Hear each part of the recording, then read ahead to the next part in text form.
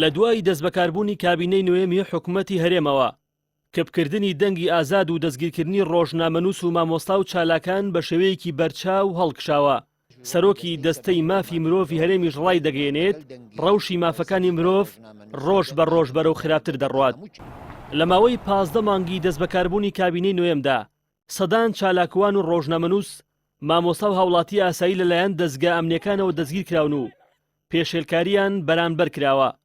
لەو بارەیەوە زیا پترۆ سەرۆکی دەستەی مافی هەرێم بە دەنگی ئەمریکای ڕاگەیاندووە ڕەوشی مافەکانی مرۆڤ ڕۆژ بە ڕۆژ بەرەو خراپتر دەچێت. قەیرانی ئابووری، دارایی و سیاسی هۆکاری خراپتربوونی ڕەوشەکانی مافی مرۆڤن. یەکێک لەو چین و توێژانەی پێشەکاریان بەرامبەر کراوە ڕۆژنامەنووسانن. سەرۆکی دەستەی مافی مرۆڤ دەڵێت دوای خۆپیشاندانەکان لە دوهۆک و زاخۆ و شوێنەکانی دیکە بارودۆخەکە بەراو خراپتر ڕۆیشت و ژمارەیەک ڕۆژنامەنووس پێشێلکاریان بەرامبەر کراوە.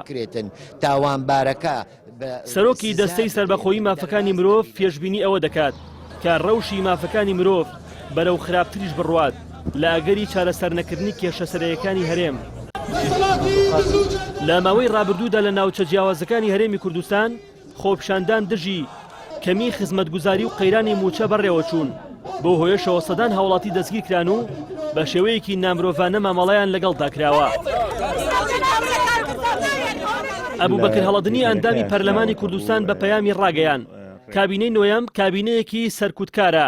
تەنها لە ماوەی 2 مانگی تەمەنیدا پتر لە 305 هاوڵاتی و چالاکوان و ڕۆژنامەنووس لە ناوچە جیاجەکانی هەرێم دەستگیر کراون. دۆسیەکانی پێشێلکردنی مافەکانی مرۆڤ لە سەردەمی کابینەی ماسوور بارزانی قوبات تاڵەبانی کەیسی سەیر و سەمەرەی تێدایە.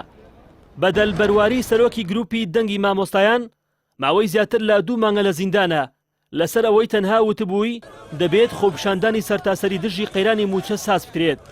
هەرچەندە دادگای تاوانەکانی دوهۆک بڕیاری ئازادکردنی بەدەل بەرواری دەرکردووە بەڵام هێشتا لە زیندانە. دوای ماوەیەکیش لە بێسەر و شوێنبوونی ڕۆژنامەنووس شێروان شێروانی سەرۆکی دەستەی مافی مرۆڤ دەڵێت لە ئاسایشی گشتی هەولێرە ئەمە لە کاتێکدایە بەپێی یاسا ئاسایش تایبەتە بە دۆسیەکانی تیرۆر، ماددە هۆشبەرەکان، ساختەکردنی درا و ڕفاندن.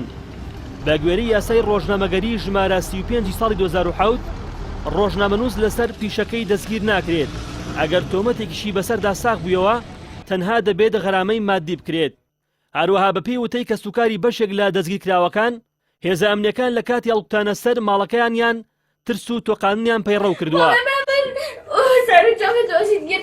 زیندانیکردنی چالاکوان ڕۆژنامەنووس و هاوڵاتیان لە سەردەمی کابینەی نوێیەم لە کاتێکدایە لە کارنامەی کابینەکەدا هاتووە پێداگری لەسەر چەسپاندن و بەهێزکردنی بنەما دیموکراسیەکان ئازادی یەکسانی و دەستخستنی زانیاری دەکەن.